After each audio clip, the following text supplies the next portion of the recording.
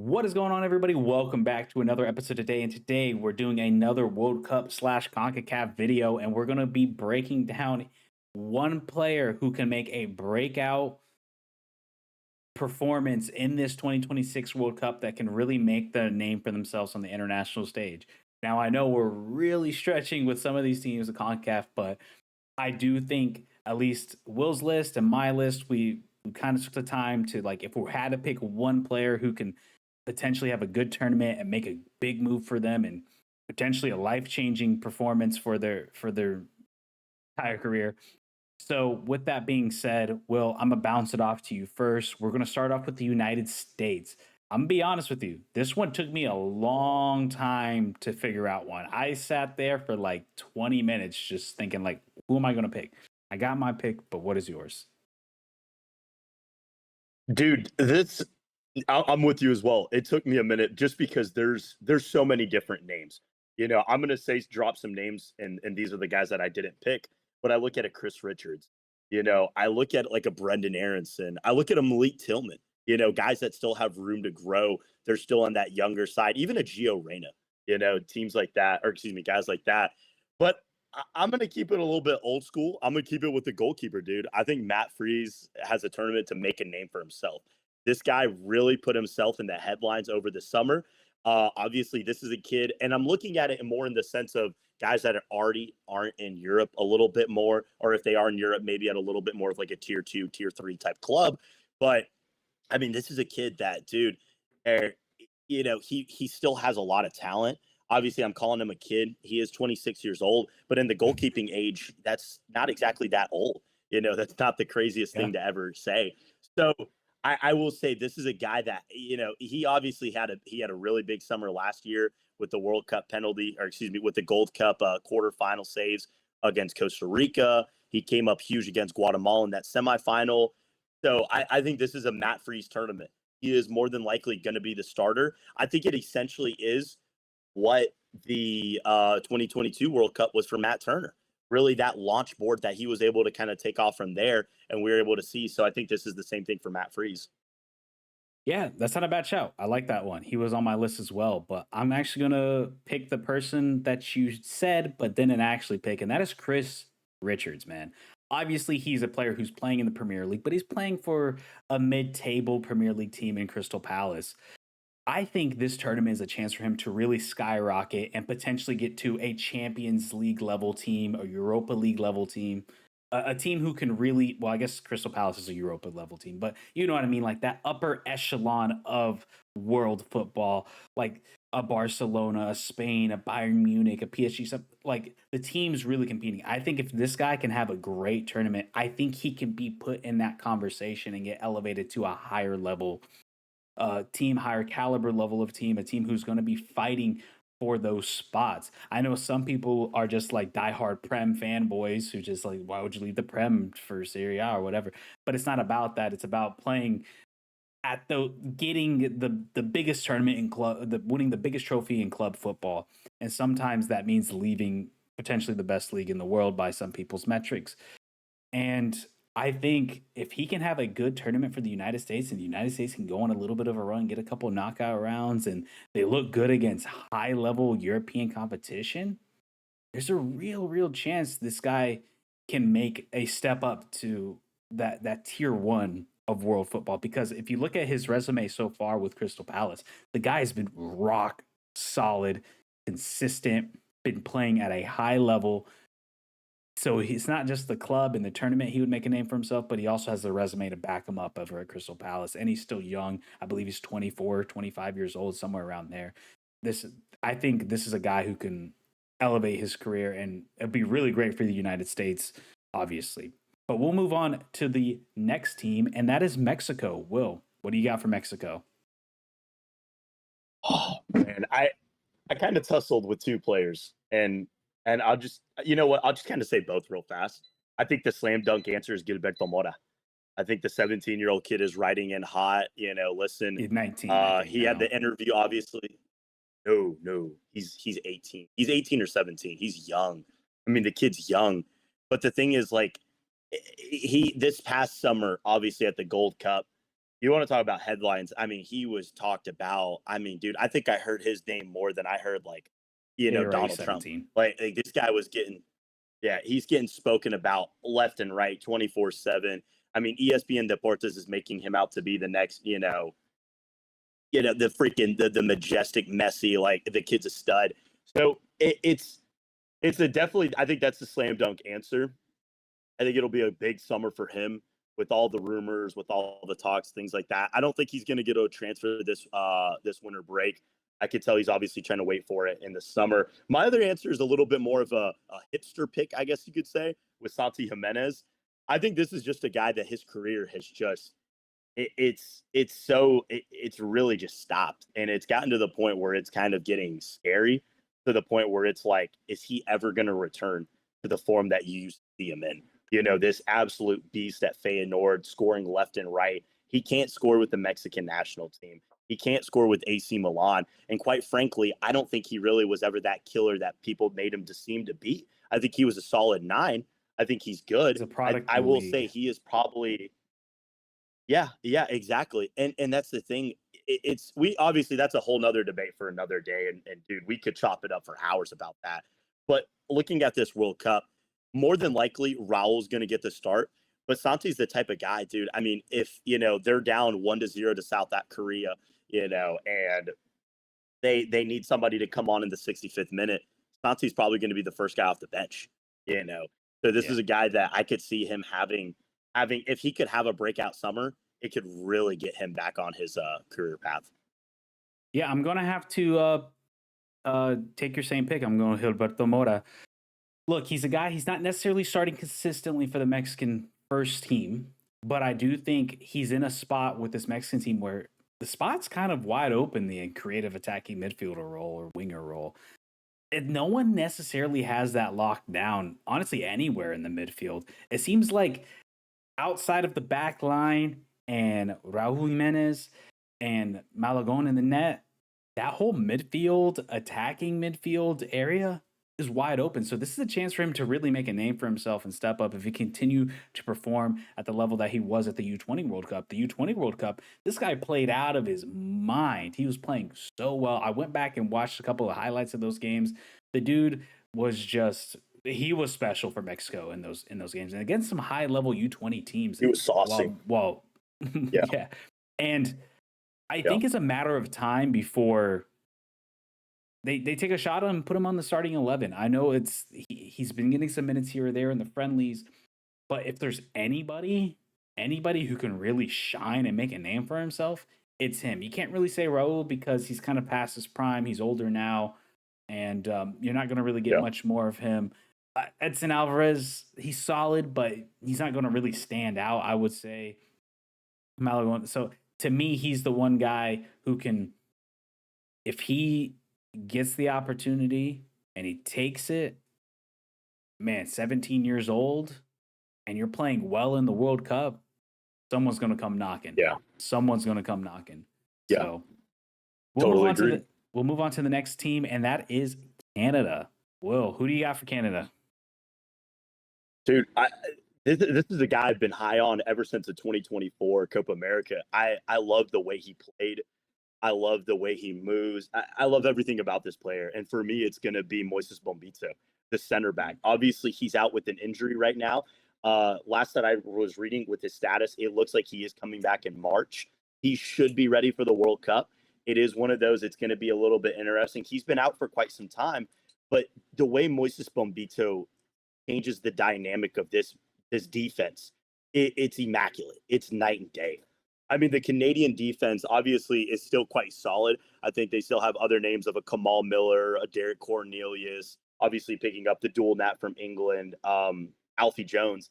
But dude, this guy, he's a difference maker. And I love Moises Bombito. I really do. I'm a Moises Bombito simp, I will call myself.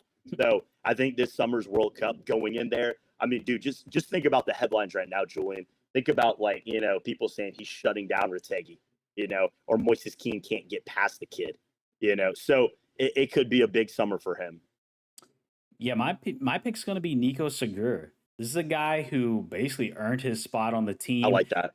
He's been playing like really that well one. in the Croatian league. If you go and take a look at his last recent performances, pretty much throughout this entire season, he's been playing super well. So much so that he had transfer talks to go to Celtic. For whatever reason, that stuff fell through. But this is a guy who clearly has the quality to play at a higher level for a higher level team and maybe potentially play in some European competitions. From the friendlies that we've seen with him play in Canada, the dude's been lights out. He's been playing really, really well. He's really earned his spot on this team. This is a guy we didn't even know last year, and he's been able to, or in 2024, I should say, and he was able to step in and just absolutely take the spot from Alistair Johnson. So I really like what he's been able to do. He has high upside. If he can perform really well, especially against a team like an Italy or something like that, sky's the limit for this guy, especially since he's already playing well overseas as it is. But we'll move Yeah. on to the next team, and I'm going to go with Panama here. I will say this was another tough one for me because you don't have Mhm. a ton of young guys who play and potentially can go further, but I'm curious to see what your pick is here. Yeah, I got two quick ones. I'll be honest, I kind of got a younger name, and then I've got a slam dunk. The slam dunk answer that I got to go with is a Kovalevsky. He's still Interesting. in that age. He's going to roll up into the World Cup. I agree. I don't think Coco. And the sad truth is, it had nothing to do with he wasn't good enough or anything. It was just he made the move slow. Obviously, and that's a whole another thing for another day. Of whenever he left the Houston Dynamo, he was 25 years old. He should have gone before. It should have been way, way earlier. And I think it was just too slow. And he made the move to Pumas, which that's within itself. That's another discussion for another day. But I think this is a World Cup where Coco Carrasquilla and dude, Julian, you and I, we've alluded to in past videos and upcoming videos, which if you haven't already, by the way, subscribe to the channel. We got a lot of big Concacaf content coming out and World Cup content. But yeah, we've talked about the matchups against Jude Bellingham and Declan Rice and Luka Modric. And I mean, dude, even the Ghanaian midfield, you look at Antoine Semenyo, who's going to be leading up the front lines with those guys. So this is definitely a very big, just not even tournament, but big moments and big one-on-one matchups, and to see what Coco can do, because in the 2024 Copa America, he performed. He showed up. That Panama team was not the same team without Coco Carrasquilla the rest of that tournament. So this is a big moment. I think it's humongous in his career. I will say, if he can really put the foot down, I think he can make a solid move to maybe like a Benfica, maybe like a Porto, maybe even to the Brasileiro.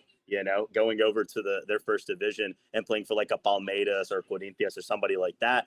I think that would be huge. The other answer I'm going to really give, dude, and he's not a young kid, but God, man, I love this guy. I really do. I've been rooting for him on the national team for quite some time. I've been raising the band on it. It's Azarias Londoño, 24 years old. He's one of our younger guys going into this tournament. This is a kid that he competes well. He's a dog, dude. He's an absolute dog in the trenches. We saw it in the World Cup qualifiers. The moment you put the kid on the field, he's a difference maker right away. At the moment, he plays at U Católica over in Ecuador. So, a solid league, a solid, a mid-table league over in CONMEBOL. But I think this is a kid that can make a jump to Europe. And I mean, with this, all due respect, I think he could go walking in to any mid-table team in La Liga. I think he's that good. And he's performed it. He showed up so much in Copa Sudamerica. He showed it, even this upcoming past season in Copa Libertadores. He can score goals. He can get assists. He's dynamic. So I think Asadias this is a big moment for him to be able to showcase what he's got.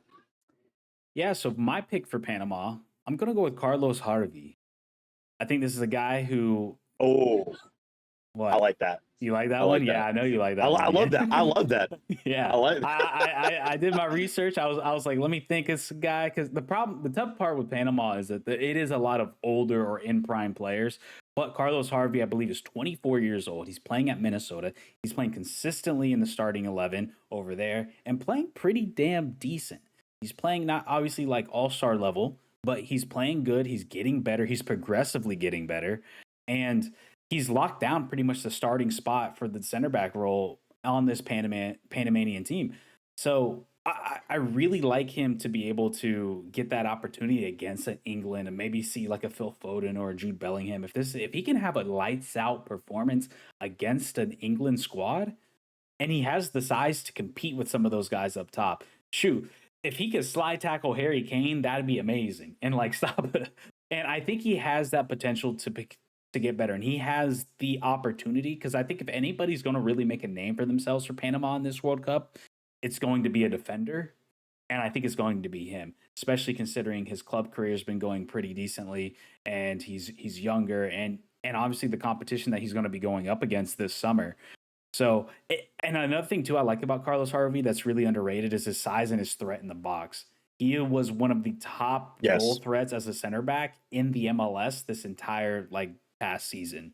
So, for all we know, if Panama can get Mm, a corner, he might be able to score a goal and make a name for himself. So, I really like this Carlos Harvey pick. I yeah. think if anybody on this Panamanian team could really make a name for themselves and move over to overseas and play at a top 5 league, it could be him.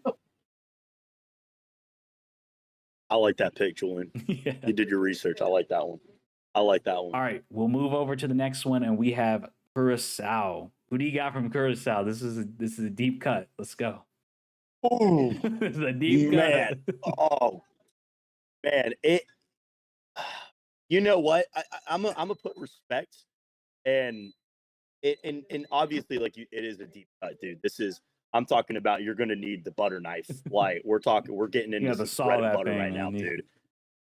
Dude, I mean I'm talking about like the banana bread will not break. It is firm. It is firm, firm, firm. Man, I'm gonna be real, dude. I'm actually looking at the list. I really was thinking one of the Bakuna boys, but they're both in their 20s. You know, one of them's Well, actually one's 30 right now. 34, and the other one's 27, 28. Yeah, yeah. So it's kind of like, yeah. I mean, you know what? I will say it just because this is a guy that was a standout in the World Cup qualifiers, and he's still at that younger age, and he's already in Europe. So I don't think it would be some unrealistic, and excuse me, not just in Europe, but he's already in England. So it wouldn't be some unrealistic jump to see this guy go somewhere big, and that's Tahith Chong.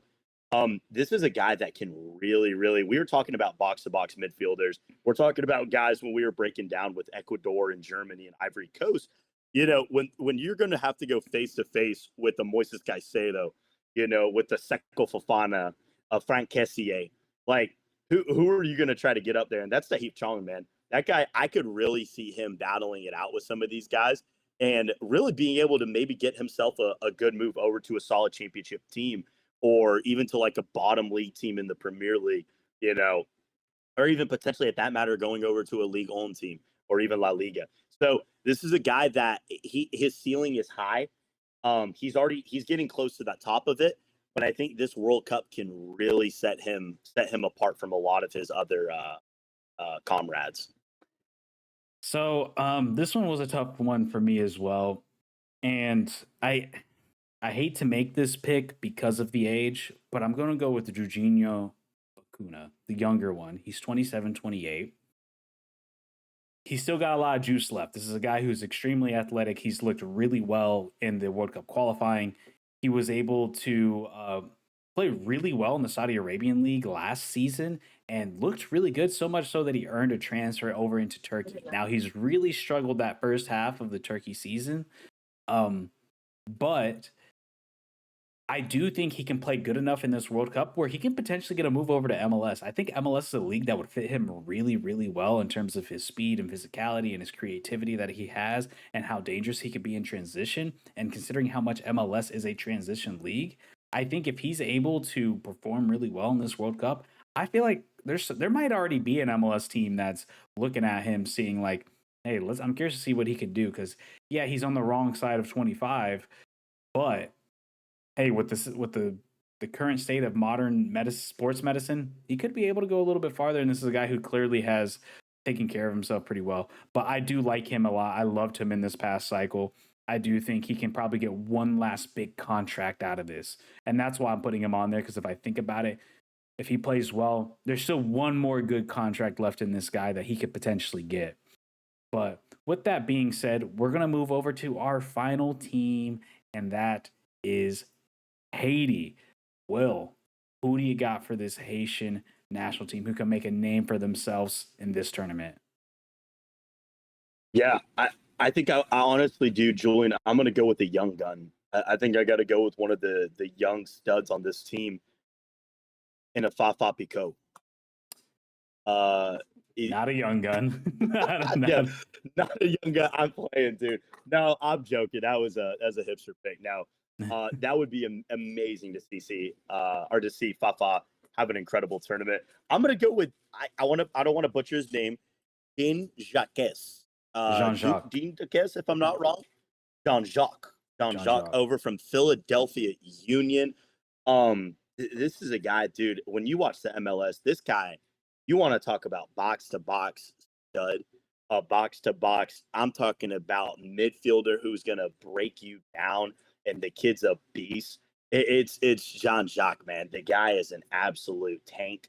The way he plays with Philadelphia had a really good By the season. way, I'm Obviously, came up pretty short in the positive that's MLS. how you say it, but let us know, our Haitian brothers, if I said that wrong. But I'm pretty positive Yes, that's it. yeah. If I'm butchering it, you guys know who to blame. But yeah, anyways, I this is a guy, dude. He's all over the field, man. I mean, he is literally, we use the analogy and shout out to Jack for this one from Deadball TV of the Slim Reaper for Kevin Adiaga. I think this guy, dude. I think you look at this guy and you just got to say he's the Anthony Edwards of the I mean, he's all over the field. He's all over the court. He's all over the place. The dude's a beast, man. He really is. He's athletic. He gets up high for air battles. You were talking about like Carlos Harvey. I mean, this is a guy I look at set pieces. I mean, he's an absolute dog, man. He's winning first balls all the time. So I think a Philadelphia Union's good. He's solid there. He's one of the best players on that team. I think this guy's level, dude. It's somewhere overseas in Europe. It's got to be somewhere. I don't know where it exactly is at, but I think this summer if he can go in there, and I think if you see him on the field, and I'm talking about he's throwing blows, at Casemiro, and Bruno Guimaraes can't get a hold of him. People are gonna have their eyes on this guy, and you're gonna be like, "Holy crap, man! This guy can make something." Yeah, you stole my pick. I had Jean Jacques as well. I think that, like you said, this guy's had an amazing season over at Philadelphia this past season. He's the ultimate box to box guy.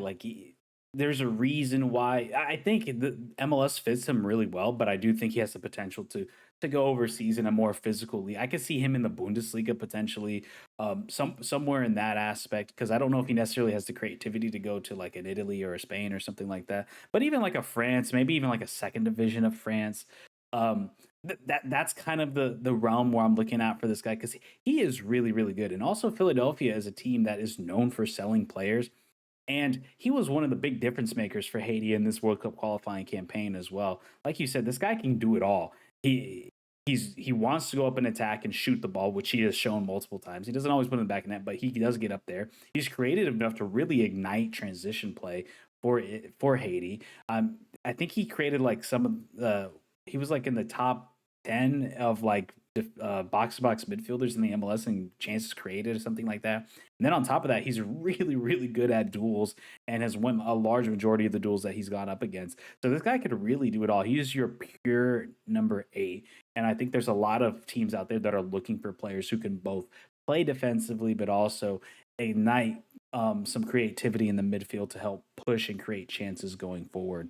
And I also think too, considering the team that Haiti is and the type of way that they're going to play, this should set him up really nicely to have a good performance if you can show it against these higher level oppositions. I always struggle with predicting players as attacking players and teams that are far inferior because it's hard for those players to even get any action. So I tend to usually lean more towards defensive midfielders, center backs, and goalies. And he kind of falls in that category. So if he could really show out against a Brazil, against a Morocco, whoever, he could really like make a name for himself. And he's at a really solid league with a really solid team who knows how to sell their players correctly. Yeah, man. Or even like if he could go to like a Scotland or something like that. Um, but yeah, this is a player I know everybody wants to look at a Belgrade. I think a lot of people are thinking Belgrade, but I'm honestly not super high on Belgrade as a player. Quite honestly, I didn't really see too much out of him in World Cup qualifying. and his career's been kind of up and down over at Wolves of Wolverhampton. So yeah, I think Jean-Jacques to me is like he's the layup answer for Haiti. I think if you the guy you can build around for the future, it's him. But with that being said, those are one players from each one of the teams that have qualified for the World Cup. We're curious to see which one of you, if you guys agree with us. Is there a player that we missed that we should have said for your specific team? Let us know in the comments down below. I'm curious to see how this shakes out as the World Cup comes to an end. But yeah, if you want to see more content just like this, World Cup as well as Concacaf content, please be sure to like and subscribe, and we'll see you guys in the next one. Peace out, everybody.